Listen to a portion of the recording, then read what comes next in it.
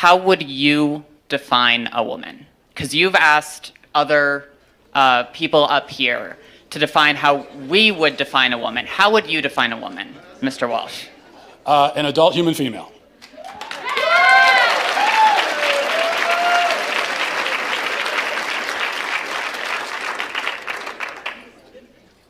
And how don't trans people, how doesn't a transgender woman fit that definition? Female. Because they're not female. They have, you said that you are a biological male, correct? I said I'm transgender. I might be intersex for all we know. About almost as many people in the world are transgender as intersex, and Well, a lot of people don't know. Well, but that's a different conversation. Intersex, that's a genetic anomaly, that's a medical condition. So that's a completely different conversation. That's also not a third gender. That's a genetic anomaly that occurs within the sex binary of male and female. What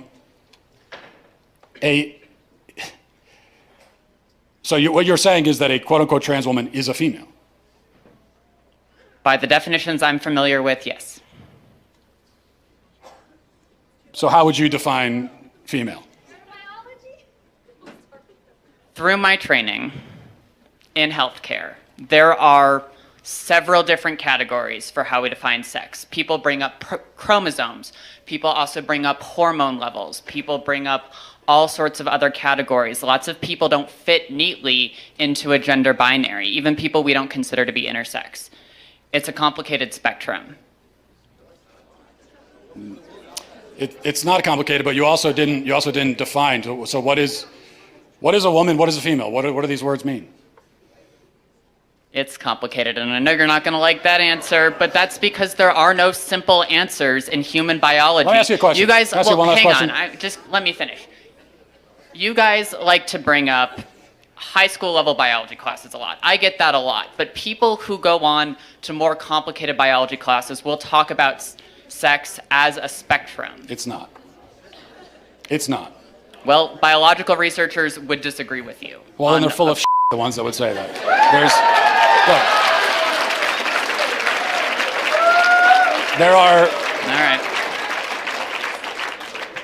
There are male gametes and female gametes. Oh, I had one last question. Mr. Walsh, can I ask a question? You don't want questions. I just had one. I had one quick. Can you come back for 1 second? Because this is an important question. You said you're an EMT. Yes. Okay, if you're responding to a health emergency. Biological male, somebody with a penis, is having a medical emergency, and they say to you, "I think I'm having a miscarriage." Would you check them to see if they're having a miscarriage? Would you consider that a possibility for them?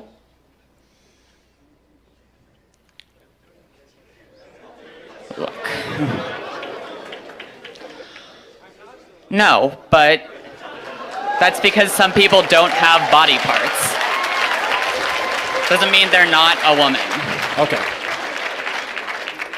Sounds like we've established there are some people who, in principle, can get pregnant, and there are some people who can't. So there's two categories, otherwise known as binary. Lots of women can't get pregnant either. Yeah, but they're still of the nature to get pregnant. The only But reason they can't get pregnant. Yes, but truth matters, right? it does. That's what I'm trying to explain to you. Truth matters, and they can't Okay, get pregnant. That's the truth. So how are they still women? Because they are for the same reason that I can rightly say that human beings have two legs. And if a person is born with only one leg, that doesn't call into question the statement that human beings have two legs, okay?